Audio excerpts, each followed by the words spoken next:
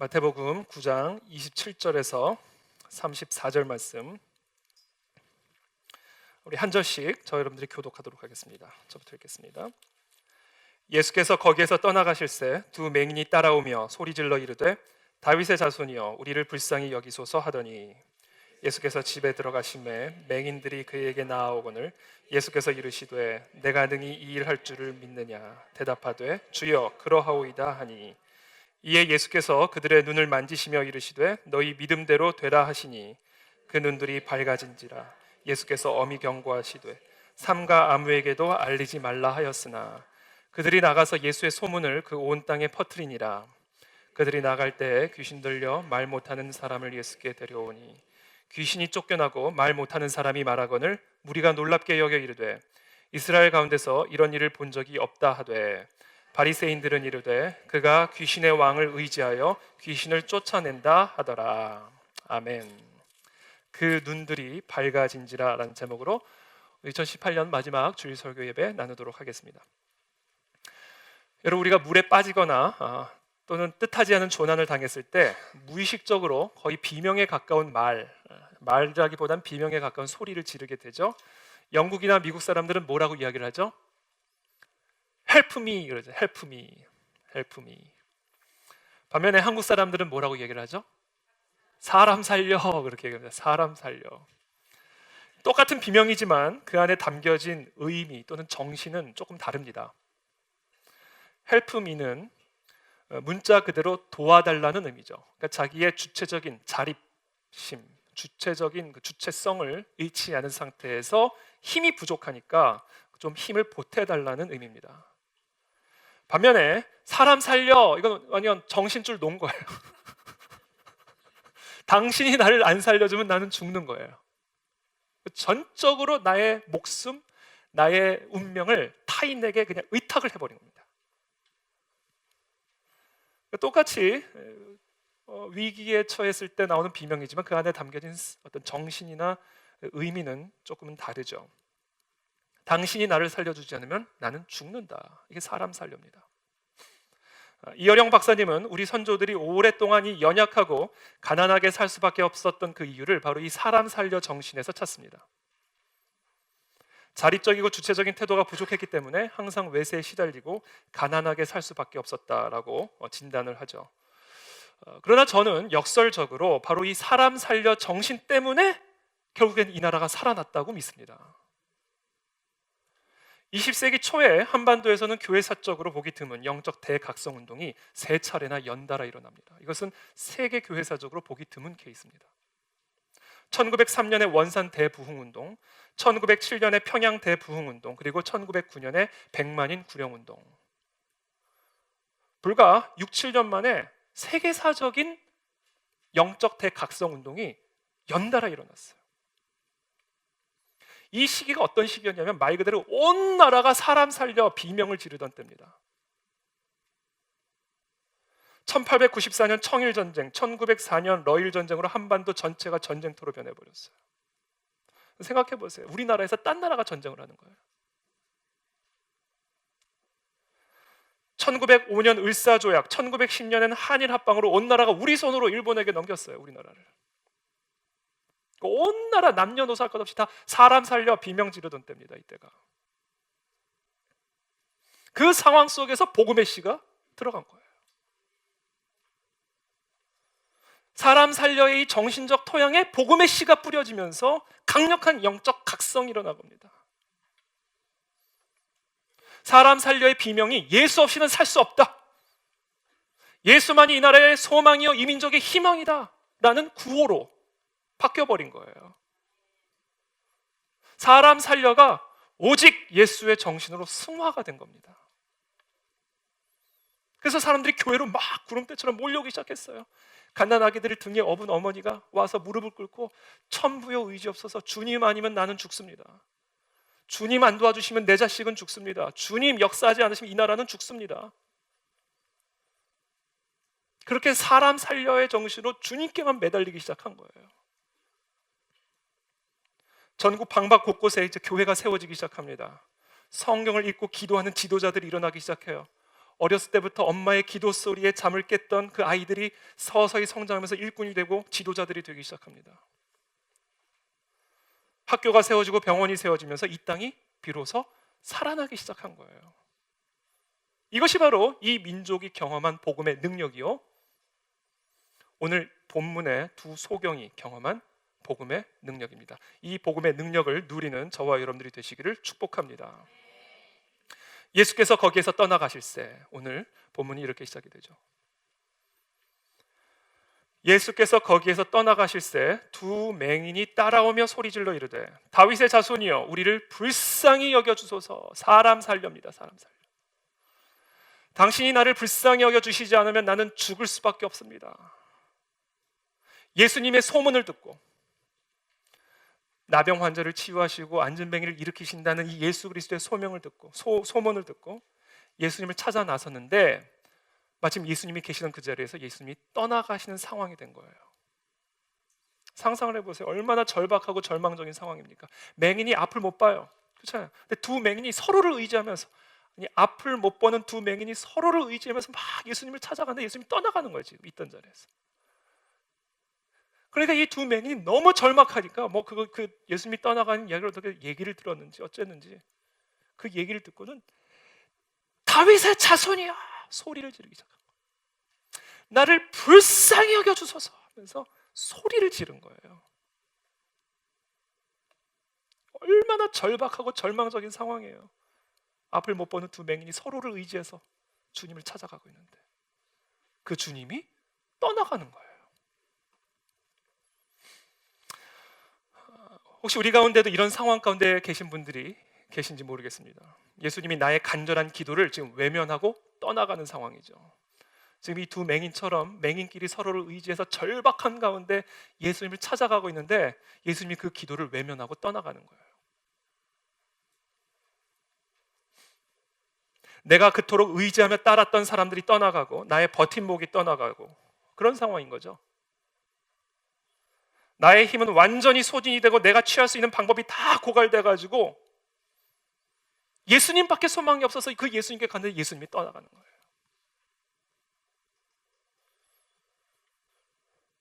누군가가 나를 이 상황에서 구원해내 주지 않으면 아무런 소망도 없고 아무런 미래도 없는 아주 불쌍한 상황, 이것이 바로 지금 두 맹인이 마주하고 있는 현실입니다. 이런 상황에서 우리는 무엇을 해야 할까요? 이런 상황에서 우리는 무엇을 할 수 있을까요? 이 두 맹인은 예수님을 따라가며 소리를 지르기 시작했습니다. 다윗의 자손이여 나를 불쌍히 여겨주소서. 소리를 얼마나 강력하게 소리를 쳤겠어요. 지금 우리가 처한 어려움이나 상황은 다 다를 겁니다. 정도의 차이도 좀 있을 거고요. 종류도 다 다를 겁니다. 그러나 지금 저와 여러분들이 처한 상황이 어떠한 상황이든 저와 여러분들이 해야 할 일은 동일해요. 지금 이 두 소경이 해야 하는 일이나 지금 저와 여러분들이 해야 하는 일이나 우리가 지금 이 순간 해야 할 일은 동일합니다. 그게 뭔지 아세요? 주님을 따라가며 소리 지르는 거예요. 나를 불쌍히 여겨 주옵소서. 이게 우리가 해야 할 일입니다. 나의 삶 그리고 나의 운명을 전적으로 예수님께 완전히 의탁해버리는 거예요. 주님이 나를 불쌍히 여겨주지 않으면 나는 죽습니다 라는 외침을 지금 주님을 따라가면서, 지금 나를 떠나고 계시는 그 주님을 따라가면서 부르짖고 외치면서 가야 된다는 거예요. 제가 새벽에 눈을 뜨자마자 가장 먼저 하는 기도가 이 기도입니다. 나를 불쌍히 여겨 주옵소서. 주님이 나에게 새 힘을 주시지 않으시면 나는 오늘 하루를 버틸 수 있는 힘이 없나이다. 나를 불쌍히 여겨 주옵소서. 제가 눈을 뜨자마자 침대에서 하는 기도예요. 주여 불쌍히 여겨 주옵소서. 여러분, 어떤 여러분들의 상황일지라도 목사님이 지금 내 상황을 몰라서 그래요. 몰라도 상관없어요. 대답은 똑같아요. 이게 어떤 상황인지 상관이 없어요. 우리가 해야 할 일은 다 똑같아요. 나를 불쌍히 여겨주지 않으시면 나는 죽습니다 라며 주님을 따라가며 소리를 질러야 돼요. 그때 여러분 우리 안에 알 수 없는, 이해할 수 없는 힘이 생기고요, 평안이 생기고 벌떡 일어나 하루를 준비할 힘이 생깁니다. 누가복음에 보면 예수님의 과부 이야기가 기록되어 있어요. 과부, 불쌍한 여인이죠. 그 당시 과부는 아주 불쌍한 여인입니다. 누군가 자기를 위해 변호할 수 있는 사람이 없어요. 누군가 자기의 힘이 되어줄 수 있는 사람이 없어요. 항상 밀려나요. 순서에서는 남편이 없기 때문에. 그 당시에는 불쌍한 여인이 바로 과부입니다. 이 과부의 이야기를 비유적으로 설명을 하십니다. 그러면서 이 과부의 이 비유 이야기를 예수님이 들려주신 그 목적을 누가는 이렇게 이야기합니다. 예수께서 그들에게 항상 기도하고 낙심하지 말아야 할 것을 비유로 말씀해요. 이 과부의 비유 이야기를 통해서 예수님이 전달하고자 했던 메시지는 뭐냐? 어떤 상황이 있든지, 예수님이 지금 있던 자리에서 떠나가는 상황이든지, 예수님이 우리의 기도를 외면하고 있는 상황이든지, 내가 그토록 의지하고 따랐던 사람들이 떠나가든, 내 버팀목이 떠나가든, 무엇이 떠나가든 항상 체념하지 말고 낙심하지 말고 항상 따라가며 소리 질러야 할 이유를 설명해 주시는 거예요. 그 비유의 이야기가 이거죠. 아주 나쁜 재판장이 있었어요. 뇌물을 받아야 좋은 판결을 내주고, 이렇게 과부가 자신의 원한을 좀 해결해달라고 요청을 해도 듣지 않던 이 재판장이 어느 날 이 과부가 소리를 지르기 시작한 거예요. 내 원한 좀 해결해달라고 막 소리를 지르기 시작한 거예요. 그러니까 이 재판장이 성가신 거예요. 너무너무 피곤하게 만드는 거예요. 생각해보세요. 따라가면서 재판장이 가는 곳마다 소리 지르는 거예요. 나를 도와달라고. 그러니까 처음에는 뇌물도 안 주고 뭐 과부고 뭐 힘도 없고 그냥 이렇게 했다가 소리를 자꾸 지르니까 안 되겠다 그냥 빨리 해결해줘서 보내야 되겠다. 그러면서 예수님이 얘기하시는 거예요. 하물며 하나님께서 그 밤낮 부르짖는 택하신 자들의 원한을 풀어주지 아니하시겠느냐.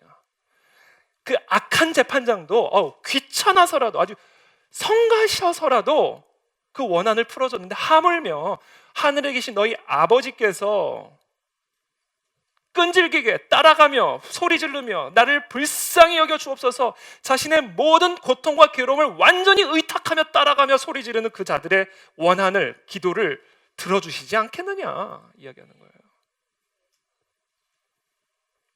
저는 이 시간 축복합니다. 저와 여러분들 안에 이 끈질긴 부르짖음이 있는가?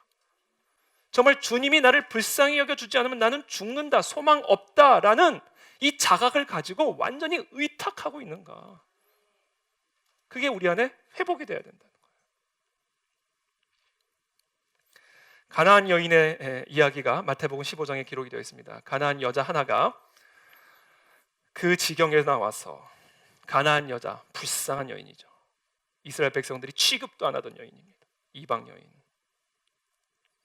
이 불쌍한 여자 하나가 그 지경에 나와서 소리 질러 이르되, 이 여인도 소리를 질러요. 소리 질러 이르되 주 다윗의 자손이여 나를 불쌍히 여겨소서.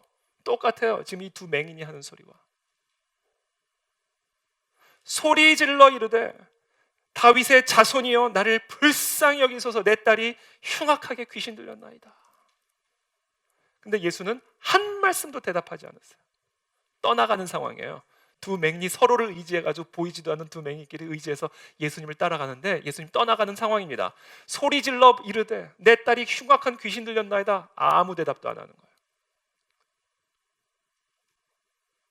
그러니까 옆에 있던 제자들이 다 민망하니까 예수님께 이렇게 말합니다. 제자들이 와서 청하여 말하되 그 여자가 우리 뒤에서 소리를 지르오니, 얼마나 크게 소리를 질렀으면, 그를 보내소서. 그러니까 웬만하면 빨리 좀 해결을 해달라는 얘기죠. 따라오면서 소리를 지르니까. 그러니까 그러자 예수님께서 뭐라고 얘기하는지 아세요? 나는 이스라엘 집에 잃어버린 양 외에는 다른 데로 보내심을 받지 아니하였노라. 그래서 딴 데 가는 거예요. 계속. 이 여인이 소리를 지르면서 불쌍히 여겨달라고 따라가는데 예수님은 계속 딴 데 가는 거예요. 그러니까 여자가 소리를 더 지르면서 이제는 절을 합니다. 한 단계 더 나가요. 소리 지르던 여인이 이제는 절까지 해요. 그래서 여자가 와서 예수께 절하며 이르되 주여 저를 도우소서, 나를 불쌍히 여겨 주옵소서. 한 번 더 의탁하는 거예요. 예수님이 한 발자국 가면 한 발자국 더 가는 거예요. 한 번 가면 또 가는 거예요. 계속 따라가는 거예요, 예수님이 가는 길을. 그러면서 소리를 지르는 겁니다. 그래서 예수님이 대답하여 이르시되 자녀의 떡을 취하여 개들에게 던짐이 마땅하지 아니하니라. 한 걸음 또 가요. 여인이 오면 한 걸음 또 가요. 또 가는, 계속 가는 거예요. 이런 상황인 거죠. 그러니까 이 여자가 이제는 어느 지경에까지 이르냐면, 맞습니다, 내가 개입니다, 개. 여기까지 가요. 주여 올소이다마는 개들도 제 주인의 상에서 떨어지는 부스러기를 먹나이다. 그러니까 이게 뭐예요? 그 부스러기라도 없으면 나는 죽습니다요. 이 절박함이 절박함. 완전히 예수님께 의탁한 거예요. 예수님이 부스러기라도 안 주시면 나는 죽는다는 거예요.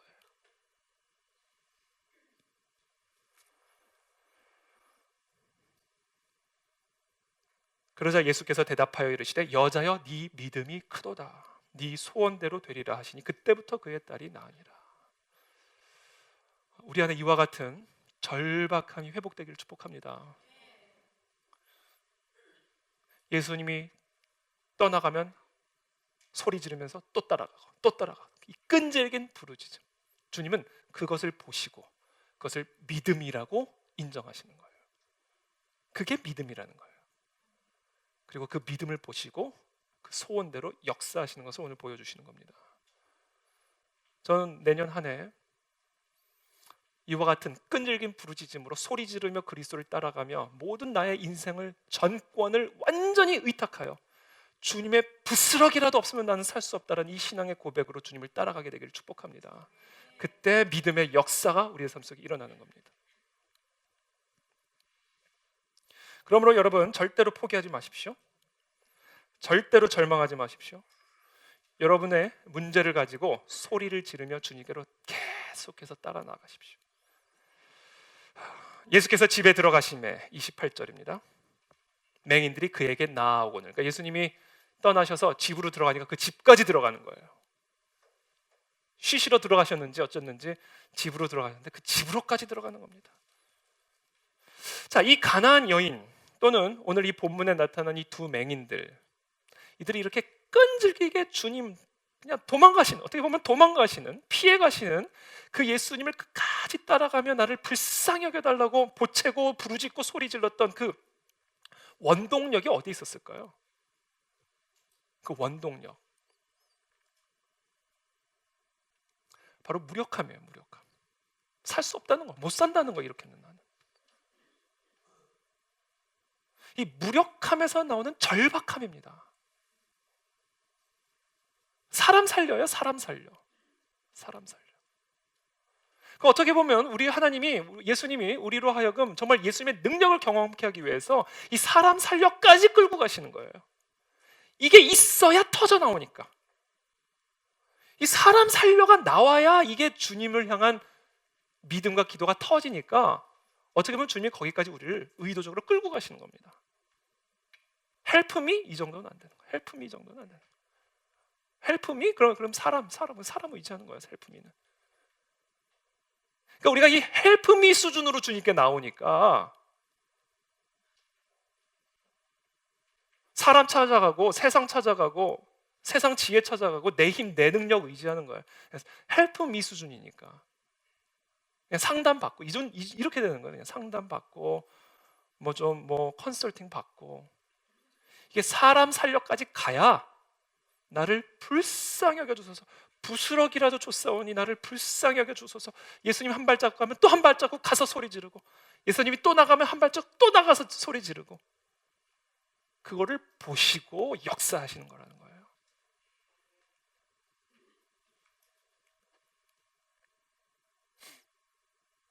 이들이 이렇게 끈질기게 주님께 나아가 소리 지를 수 있었던 이유, 전적으로 자신의 모든 운명을 완전히 의탁하여 부르짖을 수 있었던 핵심적인 이유는 무력함이다라는 무력함. 예수님으로부터 불쌍히 여김을 받아야만 내가 살 수 있고 구원을 받을 수 있다는 이 자각, 이 자각이 이들로 하여금 필사적으로 예수님을 따라가며 소리 지르게 만들었던 원동력이었다라는 거예요. 자, 그렇다면 이 두 맹인들은 왜 불쌍한 자들이었어요? 이들이 왜 불쌍한 자들이었어요? 앞을 볼 수가 없으니까 불쌍한 자들이죠. 앞을 볼 수 없는 사람은 여러분 한 치 앞도 걸어갈 수 없어요. 여러분 이게 눈을 감고 한 치 앞도 못 걸어갑니다.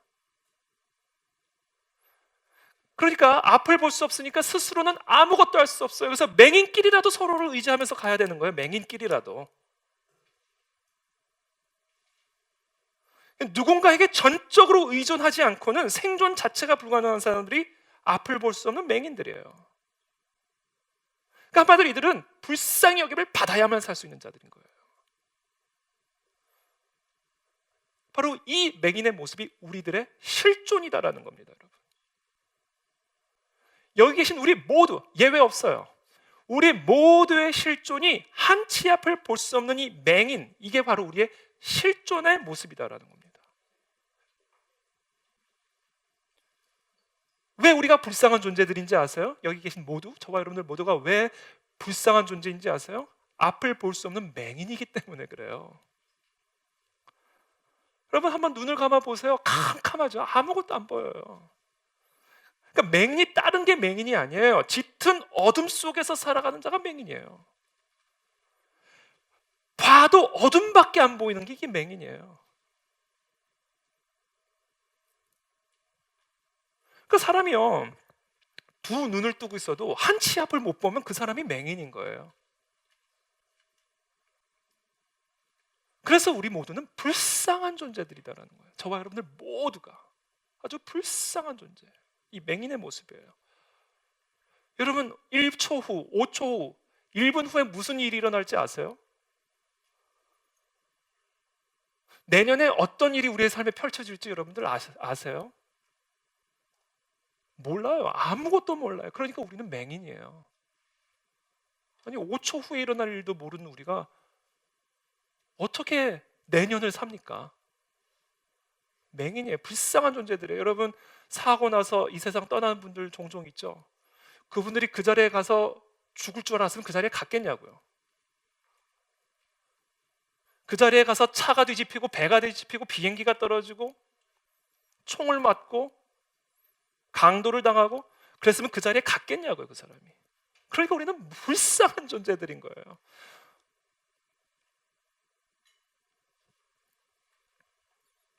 내가 그 사람 만나서 사기당할 줄 알아서 그 사람을 만났겠냐고요.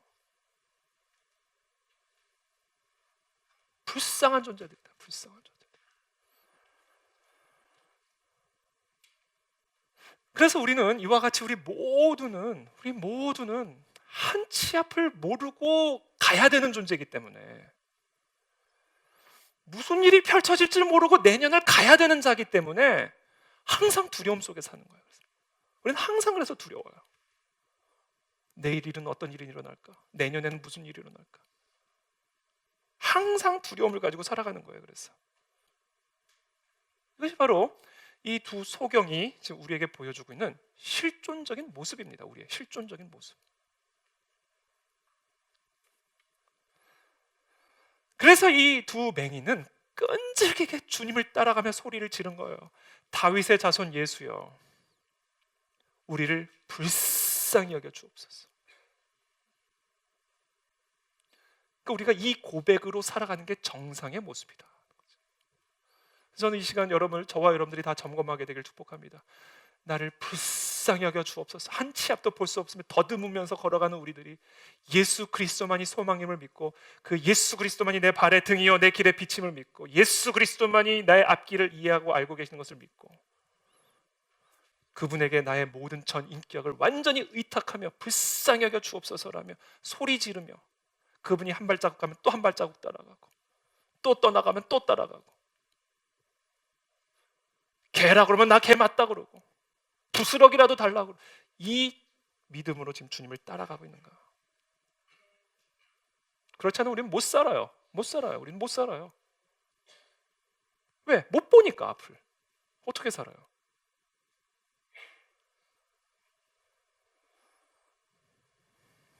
그렇게 예수님을 따라오는, 부르짖으며 자기를 불쌍히 여겨달라 외치며 따라오는, 그래서 자기 집으로까지 들어온 이 두 맹인을 이제는 앉혀놓고 예수님이 한 가지 질문을 하십니다.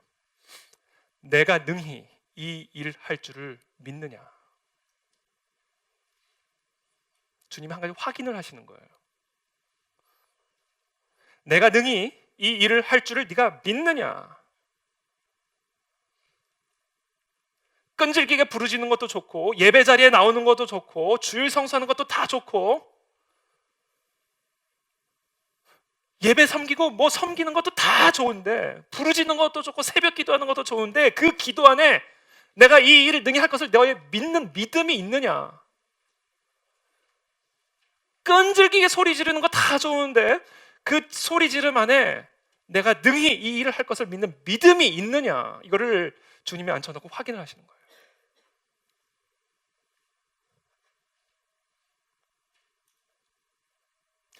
그리스도의 능력을 받고자 하는 자들은 반드시 그리스도의 능력을 믿어야 합니다. 이 믿음이 없이는 우리는 예수 그리스도의 능력을 경험할 수가 없어요. 기도하십니까? 그럼 그 기도 안에 믿음이 있어야 기도의 능력이 나타나는 거예요. 오늘 여러분들이 예배에 왔잖아요. 이 예배 자리에 올 때 예수님께서 능히 이 일을 할 수 있다는 믿음을 가지고 오셨어야 눈이 열리고 살아나고 회복되는 역사가 일어나는 겁니다. 저는 오늘 이 자리에 계신 우리 모두 안에 그와 같은 믿음이 있게 되기를 축복합니다. 지금 예수님은 우리에게 지금 질문하시는 거예요. 내가 너희에게 이 일을 능히 할 수 있다는 것을 믿느냐? 믿느냐? 지금 예수님이 질문하시는 거예요.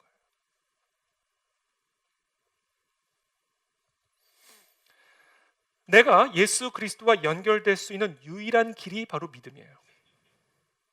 이 믿음이 없이는 예수 그리스도의 능력과 내가 연결되지 못해요. 예수님이 내 코앞에 있어도, 예수님이 한 집안에 있어도, 그 집안에 들어가서도 예수님의 말을 육성으로 들으면서도 그분이 진짜 이 일을 할 수 있다는 믿음이 없으면 아무 능력이 내 안에 흘러 못 들어옵니다. 그래서 예수님이 확인하는 거, 믿음이 있느냐?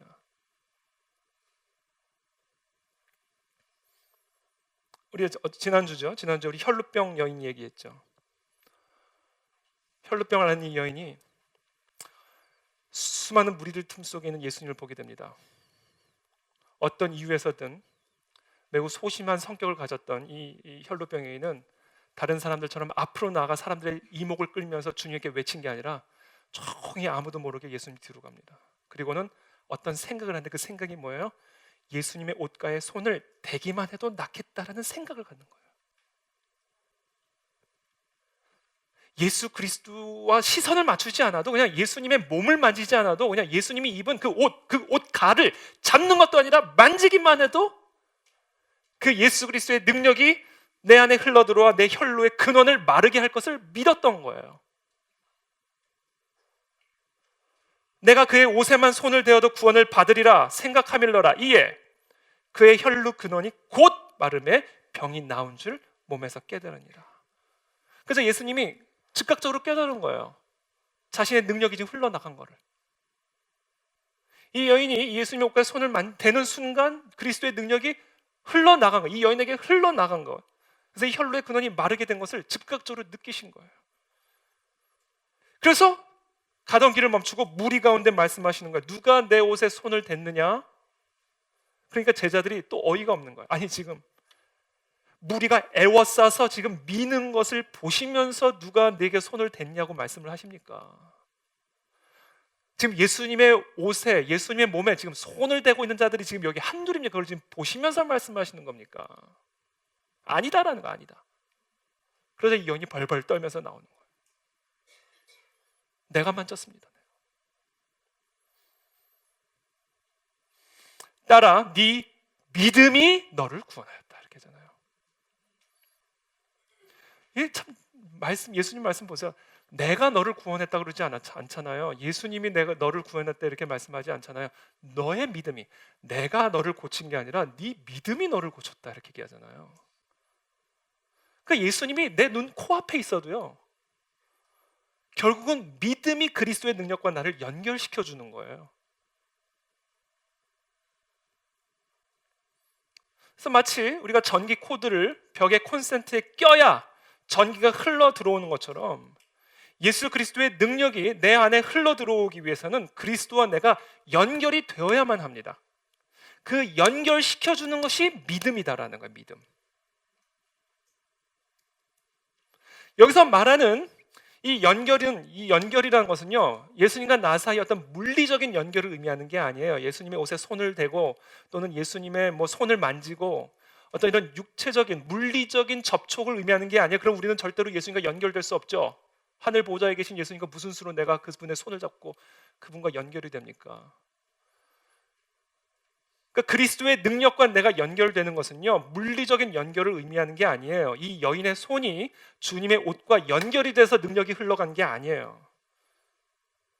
그리스도의 능력을 믿는 믿음으로, 이 옷에 손을 대기만 해도 나음을 얻을 것이라는 이 믿음으로 됐기 때문에 능력이 흘러 들어온 거라는 거예요. 그래서 네 믿음이 너를 구원했다라고 말씀하시는 거예요. 그러니까 여러분, 이 믿음이 없이는 그리스도의 능력과 그 전능하신 능력과 내가 연결될 수 없어요. 아무리 주님의 손을 만지고 아무리 끈질기게 주님을 따라가고 아무리 부르짖고 아무리 예배드려도 이 그리스도의 능력을 믿는 믿음이 없이는 그리스도의 능력이 내 삶에 흘러들어와 내 혈루의 근원을 마르게 하실 수 없다라는 거예요. 그래서 질문하는 거예요. 집까지 들어온 이 두 맹인을 앉혀놓고 내가 능히 일할 줄을 믿느냐? 그러자 이 두 맹인이 대답합니다. 주여, 그러하오이다 하니 이에 예수께서 그들의 눈을 만지시며 이르시되 너희 믿음대로 되라. 너희 믿음대로 되라 이거잖아요. 그러니까 예수님이 지금 눈을 만져서 나은 게 아니에요. 예수님하고 지금 한 집에 있어서 지금 나은 게 아니에요. 너의 믿음이 너를 구원한 거고 너의 믿음대로 되는 거라는 거예요. 믿음이 살아계신 하나님의 아들과 우리를 연결시켜 위로부터 내려오는 신적 생명력과 영적 권능이 내 삶에 흘러들어와 내 모든 문제의 근원을 마르게 하신다는 겁니다. 그러므로 우리는 이 자리에 앉을 때 믿음으로 앉아야 돼요. 말씀을 들을 때 믿음으로 들으셔야 돼요. 찬양을 할 때 믿음으로 찬양해야 돼요. 그때 우리는 위로부터 임하는 그 신적 생명력을 누린다. 살아나고 회복되고. 주여 그러하오이다. 이에 예수께서 그들의 눈을 만지시며 이르시되 너희 믿음대로 되라. 주님의 능력이 내 안에 흘러들어오는 길, 대로의 이름이 있습니다. 주님의 능력이 내 안에 흘러들어오는 길, 하늘의 능력이 이 땅에 있는 이 육신의 삶에 흘러들어오는 길, 대로의 이름이 있어요. 그 대로의 이름이 뭔지 아세요? 믿음대로. 웃으셔야 돼요. 웃으셔야 돼요. 믿음대로. 주님의 능력은 믿음대로를 타고 들어오십니다. 강변대로가 아니라 믿음대로. 그게 길이에요. 저는 이 시간 축복합니다. 오늘 여러분 기도하실 때 믿음으로 기도하십시오. 믿음으로 주님을 만져야 돼요. 그리스도의 능력을 믿는 믿음으로 예배의 자리에 나와야 합니다. 그때 우리는 비로소 그리스도와 내가 연결이 돼요. 그걸 경험한 겁니다. 두 맹인이. 그렇다면 오늘 우리가 함께 좀 점검해 봐야 될 게 있어요. 저와 여러분들의 믿음은 지금 어떻습니까? 저와 여러분들의 지금 믿음은 어때요? 솔직히 말해서 누가 믿음에 대해서 자신할 수 있어요? 저 믿음 어떤 것 같으세요? 그냥 대답하지 마세요. 대답하지 마세요. 아니, 누가 자기 믿음을 자신해요? 우리의 믿음은요, 다 불완전해요. 정도의 차이는 있는지 모르겠어요. 그러나 불완전한 건 동일해요. 기도하면서 불신하고, 불신하다가도 기도하고, 이게 우리잖아요. 우리의 모든 믿음엔 언제나 어느 정도의 의심은 항상 섞여 있기 마련이에요. 그게 우리의 믿음이죠. 예외 없죠. 근데 여러분 걱정하실 필요 없어요. 전혀 걱정하실 필요 없어요. 믿음의 본질은 뭔지 아세요? 믿음의 본질은 나를 불쌍히 여겨 주소서 라며 그리스도께 나아가는 게 믿음이에요. 전적으로 주님께 나의 모든 것을 의탁하며 주님 부스럭이라도 줬사오니 나를 불쌍히 여기소서 하며 주님께 소리를 지르며 나아가는 게 믿음이에요. 감정에 따라 믿음이 좋고 나빠지고 그런 게 아니에요. 믿음의 본질은 단순합니다. 그리스도께 나아가는 겁니다. 우리의 모든 죄와 괴로움을 가지고 그리스도께로 나아가는 거예요. 이게 믿음의 본질입니다. 그러니까 저와 여러분들이 우리들 안에 있는 이 문제와 고통을 안고 괴로움을 갖고 그리스도께로 나왔다면 그게 믿음이 있는 거예요. 그게 믿음이 있는 거예요. 그러니까 여러분 정말 믿음이 있으면 예배의 자리에 나오는 게 정상인 거예요. 기도의 자리에 나오는 거예요. 믿음이 없으니까 엉뚱한 데 자꾸 가는 거예요. 문제와 고통과 자신의 괴로움을 가지고 자꾸 엉뚱한 데 가는 게 믿음이 없다는 거예요. 그게 믿음이 없다는 거예요. 믿음이 있다면 오늘 이 두 맹인처럼 주님 나를 불쌍히 여기소서, 누구도 지금 이 문제를 해결할 수가 없습니다.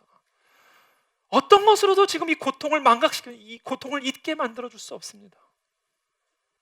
오직 예수 그리스도 당신만이 나의 이 문제와 괴로움과 고통을 해결할 수 있어요. 부스럭이라도 줬사오니, 은혜의 물방울이라도 줬사오니, 천국의 물방울이라도 줬사오니 나를 구원하여 주옵소서라며 주님께 나아가는 거예요. 기도의 자리로, 예배의 자리로, 말씀의 자리로 어떻게 해서든지 절름발이든 다 지쳐 쓰러져든 피를 흘리면서든 어떻게 해서든 성전을 향해 넘어지는 겁니다. 그게 믿음이 있는 거예요. 그게 믿음의 본질이에요.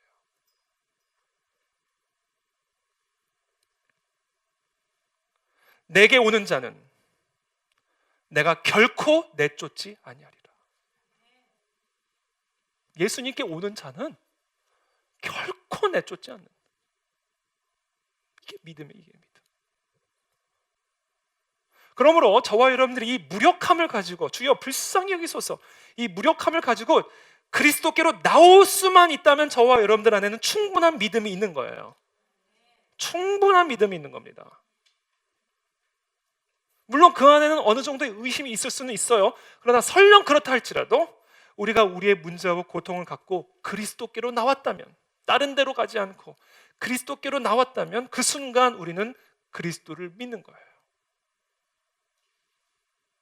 그러므로 우리의 기도의 생활, 우리의 믿음 생활에 대단한 게 아주 단순해요.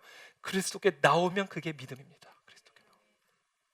여러분들이 골방에서든 여러분들의 사무실에서든 버스 지하철에서든 우리의 마음이 이 두 맹인의 마음처럼 주여 나를 불쌍히 여기소서라며 날마다 주님께를 향하여 나아간다면 그 사람이 믿음의 사람인 거예요.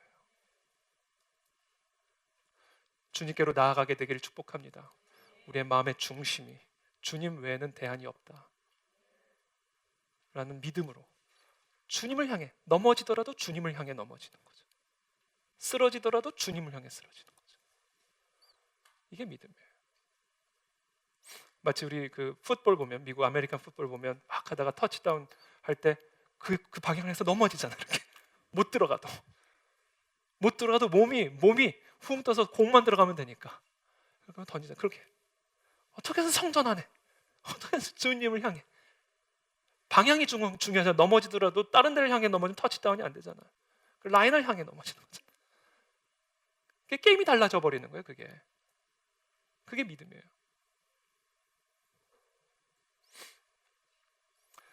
귀신 들린 아버지 이야기 잘 아시죠? 마가복음 9장에 나오는, 자신의 귀신 들린 아들을 데리고 예수님께 나옵니다. 귀신이 그를 죽이려고 불과 물에 자주 던졌나이다. 예수님에게 자신의 아들의 증상을 이야기를 하죠.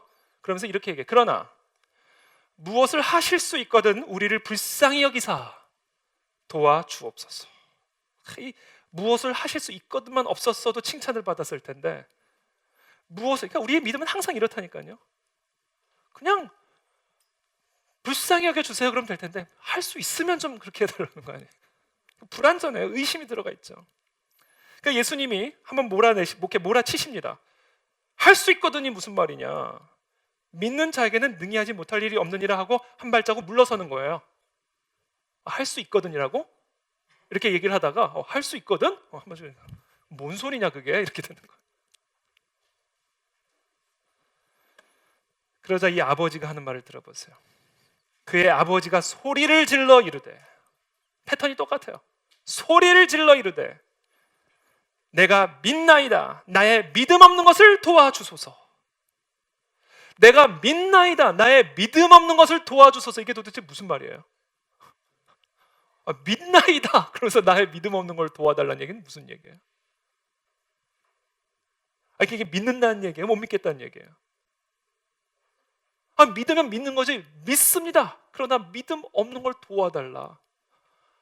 이 정체가 뭐예요 도대체 이게? 이 고백의 정체가. 이게 믿겠다는 얘기예요? 안 믿겠다는 얘기예요? 그러니까 지금 이거예요. 내가 믿는다고 하면서 믿음 없는 걸 도와달라는 얘기예요. 그러니까 우리 믿음이 이래요. 우리의 믿음이 이래요. 이게 우리의 믿음이에요. 믿으면서도 못 믿어요. 그만큼 우리의 믿음은 불완전한 믿음이죠. 근데 예수님께서 신기하게도 그 이야기를 들고 고쳐주셨어요. 믿나이다. 그러나 나의 믿음 없음을 도와주소서. 그 이야기를 듣고 즉각적으로 귀신 들린 아들을 치유해 주셨어요. 이게 무슨 얘기? 이게 믿음이었다라는 거예요. 그게 믿음이 아니었으면 권능을 행하실 수 없었을 거예요. 다른 지방에서 하셨던 것처럼 믿음이 없음을 보시고 권능을 행하지 못하셨다고 그랬잖아요. 근데 이 아버지가 믿나이다. 믿음 없는 것을 도와달라고 말을 해놓고선 예수님이 즉각적으로 귀신 들린 아들을 치유해 주셨단 말이에요. 왜? 그 고백 안에서 믿음을 보셨기 때문에 그래요. 예수님이 몰아세니까 할 수 있거든이 무슨 말이냐? 한 발자국 하니까 믿나이다. 믿음 없는 것을 도와주소서 하면서 한 번 더 가는 거예요. 예수님에게. 이게 믿음이라는 거예요. 믿음이 없기 때문에 주님께 나가는 거예요. 이게 믿음이라는 거예요. 그러니까 우리의 믿음은 언제나 이 아버지의 믿음처럼 언제나 불완전해요. 믿으면서도 못 믿겠고 못 믿으면서도 믿을 것 같고 우리의 믿음 안에는 언제나 불순물이 있어요. 그러나 그 믿음 없는 거 가지고 주님께 나아가는 게 믿음이라는 거예요. 이게 이 아버지의 이 믿음이 보여주는 진리입니다. 그래서 예수님은 그 안에서 예수님의 그 믿음을 본 거예요. 그 아버지의 믿음을. 믿음이 없기 때문에 또 나오네 나한테. 그걸 보신 거예요. 그러니까 믿음은요, 우리 어떤 감정적 확신이 아니에요. 내 감정이 막 믿는 것 같아. 이게 믿음이 아니에요. 믿음의 본질은 믿음이 없는 것 때문에 주님께 나아가는 이게 믿음이라는 거예요. 소리를 지르며 믿음 없는 것을 도와주셔서 주님을 따라가는 거예요. 또 떠나면 또 따라가는 거예요. 이게 믿음이라는 거예요. 나는 우리 이스라엘 백성들에게 왔다. 그래도 나를 도와달라. 걔들의 부스러기라도 나한테 달라. 그러면서 또 따라가는 게 이게 믿음이라는 거예요.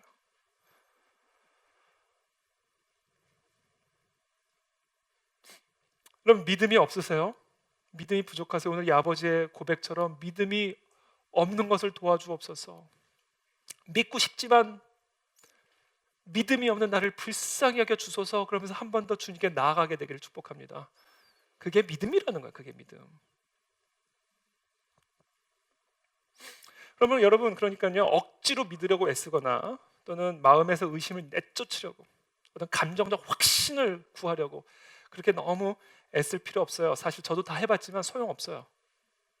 소용없어요. 머리만 아파요. 괜히 목소리만 이러면서 그럼 믿음이 좋아질 것처럼 쪼라 그러죠. 어조를 강하게 쥐야 이러면서 그럼 믿음이 좋아집니까? 아니에요. 이 감정적 확신에 속지 마세요. 믿음은요, 그냥 주님께 엎드려져 버리는 거예요. 주님께 그냥 나가는 거예요. 주님만이 주님만이 해답입니다. 이 자세, 이게 믿음이에요. 그때 어떤 역사가 일어납니까? 그 눈들이 밝아진지라. 30절에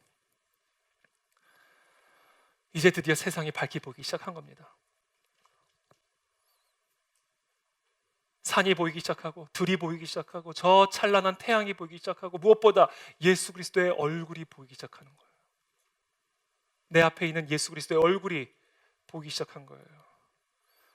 근데 그냥 단순히 예수 그리스도의 얼굴만 보게 된 게 아니에요. 이들의 눈이 밝아지면서 보게 된 것은 단순히 예수 그리스도의 얼굴이 아니에요. 예수 그리스도가 누군지를 보는 눈이 열린 거예요. 이제는 이 육신의 눈이 열리면서 예수 그리스도의 얼굴을 보게 된 것뿐이 아니라 그 예수 그리스도가 누군지 볼 수 있는 눈이 열리게 된 겁니다. 이제 육신의 눈과 동시에 영안이 열린 거예요.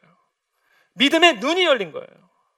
지금 내 앞에 계신 예수 그리스도가 온 하늘과 땅의 권세를 가지신 하나님의 아들임을 볼 수 있는 눈이 열린 겁니다. 단순한 육신의 눈이 열린 것뿐이 아니라 믿음의 눈이 열린 거예요. 영적인 시력이 회복이 된 겁니다. 이제.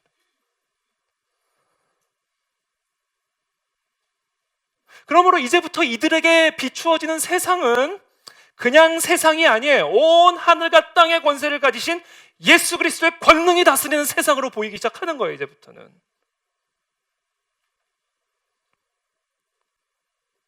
가이사가 다스리는 로마 제국의 땅이 아니라 전능하신 예수 그리스도가 다스리는 세상으로 보이는 눈이 이제부터는 열리기 시작한 거예요. 그냥 세상이 아니라 그리스도가 다스리는 세상, 그냥 세상이 아니라 그리스도가 통치하시는 세상. 이 눈이 밝아진 겁니다. 육의 눈과 함께. 그러니까 이제부터 이 사람들이 세상이 똑같이 보이겠냐고요.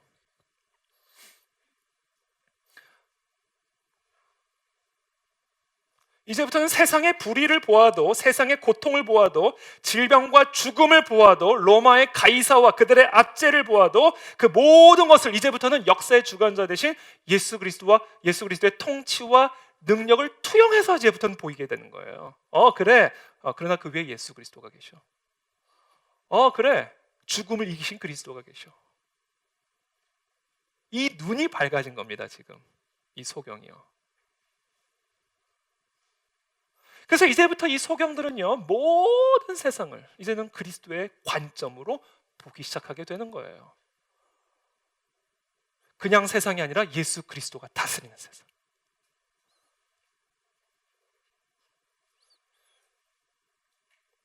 예수님이 제자들과 함께 호수를 배를 타고 가는데 갑자기 바람과 파도가 몰아치잖아요. 그러니까 배가 완전히 뒤집힐 지경이 되잖아요. 그때 제자들이 깜짝 놀라가지고 주무시고 계신 예수님 향해 가서 막 깨우잖아요. 그때 예수님 뭐라고 그러세요? 어찌하여 무서워하느냐? 믿음이 적은 자들아. 아니, 한 배를 타고 있으면 뭐해요? 예수 그리스도가 누군지를 모르는데.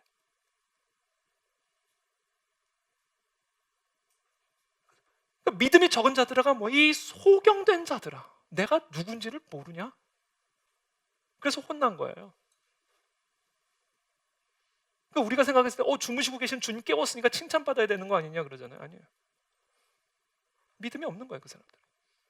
왜? 예수님이 누군지를 모르기 때문에. 곧 일어나서 바람과 바다를 꾸짖으신데 아주 잔잔하게 되거늘 그 사람들이 기히 여겨 가로되 이 어떠한 사람이기에 바람과 바다도 순종하는고 하더라. 이제 눈이 열린 겁니다. 이분은 바람과 바다도 꾸짖으면 잠잠케 하실 수 있는 천하를 다스리시는 하나님의 아들 메시아구나라는 이 눈이 열린 거예요. 그러니까 한 배를 타고 있어도 아무 소용이 없어요. 절망과 두려움이에요. 한 배를 타고 있어도 이 눈이 가려져 있으면. 지금 이 두 맹인은 지금 이 눈이 열려버린 거예요. 이분이 도대체 누구시기에 평생을 암흑 속에 살던 나에게 빛으로 인도하시는가? 그러니까 단순한 산과 들이 보이는 것으로 지금 이 사람들이 만족한 게 아니에요. 이제는 알았어요. 이분이 누군지를. 이분에게 어떤 권세와 어떤 생명과 어떤 권능이 있는지를 이 두 맹인이 이제는 안 거예요. 그렇게 세상을 보기 시작하는 거예요, 이제는. 그러니 절망이 떠나가죠. 그러니 죽음 앞에서도 두려움이 떠나죠. 죽음을 이기신 분이 지금 함께 계시는데 예수 그리스도가 누구신가를 보게 되는 눈이 열린 겁니다.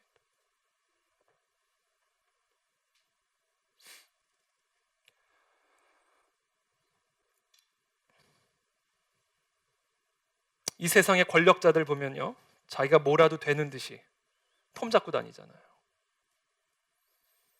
역사의 주관자라도 되는 듯이 까불고 있잖아요. 다 망상 속에 살고 있는 겁니다. 지금 드라마로 따지면 다 단역 배우들이에요. 잠깐 스치듯이 지났다 그냥 사라져요. 근데 혼자 막 영원히 세상을 다스릴 것처럼 폼 잡고, 저는 김정은 보면 웃기지도 않아요. 자기가 뭐라도 되는 듯이 호령하는 것처럼. 히틀러를 보세요. 스탈린을 보세요. 김일성, 김정일을 보세요. 나치, 소련을 보세요. 다 사라져요, 여러분. 그 사람들이 세상을 주무르고 있는 게 아니에요, 여러분. 그러니까 우리가 이 예수 그리스도가 누구신지를 보게 되면요, 그들의 운명이 보이는 거예요. 아무것도 두려워할 일이 없는 거예요.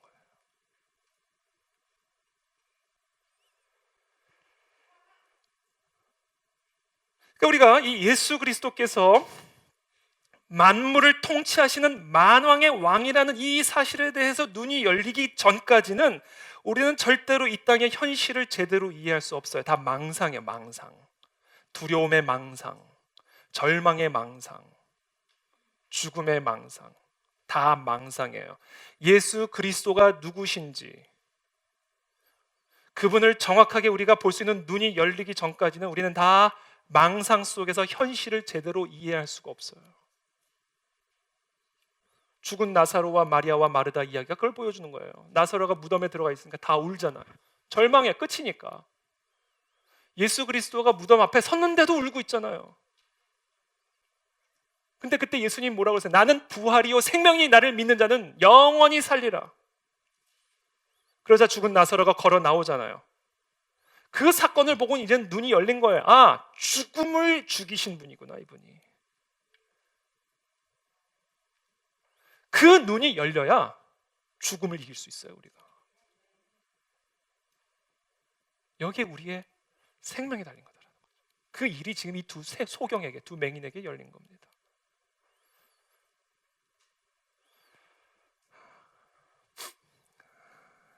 이와 같은 이 엄연한 이 영적 현실, 예수 그리스도가 다스리고 통치하시며 온 하늘과 땅의 권세자요 만왕의 왕이신 그분이 이 땅을, 내 삶을 다스리고 있는 이 믿음의 눈으로 현실을 봐야 제대로 현실을 볼 수 있는 것이고, 이 눈이 밝아져야 두려움이 떠나가고 절망이 떠나가고 미움이 떠나가고 평안과 기쁨과 감사와 찬양이, 소망이 그 눈을 통해 내 두려움의 근원을 말려버린다는 거예요.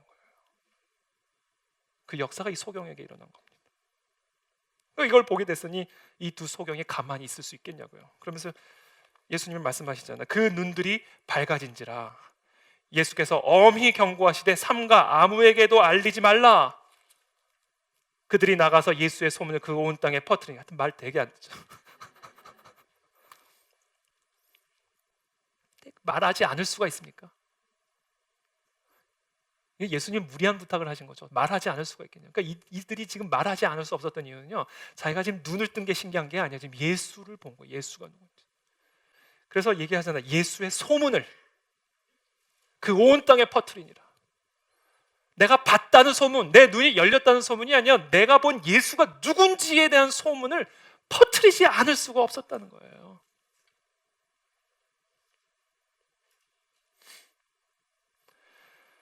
그러나 대조적으로 그들이 나갈 때에 32절에 귀신 들려 말 못하는 사람을 예수께 데려오니, 그들이 나가자마자 이제는 귀신 들려서 말 못하는 사람이 예수님께 나옵니다. 귀신이 쫓겨나고 말 못하는 사람이 말하거늘 무리가 놀랍게 여겨 이르되 이스라엘 가운데서 이런 일을 본 적이 없다 하되, 바리새인들은 이르되 그가 귀신의 왕을 의지하여 귀신을 쫓아낸다 하더라. 진짜 맹인은 이 사람들이잖아요. 그걸 보고도 귀신이라는, 예수님 보면 귀신이라고 그러는 거거든요. 마귀다라는 거야. 마귀의 영에 사로잡혔다고 얘기하는 거예요. 이게 바리새인, 이게 소경이죠. 여러분, 누가 맹인입니까? 예수 그리스도가 어떤 분인지 모르고 살아가는 자가 맹인입니다. 왜 우리가 맹인이 되었습니까? 예수 그리스도가 누구신지를 망각했기 때문입니다. 예수 그리스도를 바라보는 눈이 감겼기 때문에 온 세상을 제대로 이해할 수 있는 눈이 감긴 것이고, 그래서 우리가 흑암 가운데 있는 것이고, 그래서 우리가 절망과 두려움 가운데 있는 것입니다. 저는 오늘 시간 능히 우리의 눈을 열어주실 그 예수 그리스도의 이름을 믿음으로 나가게 되기를 축복합니다. 그분이 누구신가를 여러분 다시 한번 기억하십시오. 그래서 오늘 이 시간 이 믿음의 눈이 밝혀지는, 이 예배가 되기를 예수님의 이름으로 축복합니다.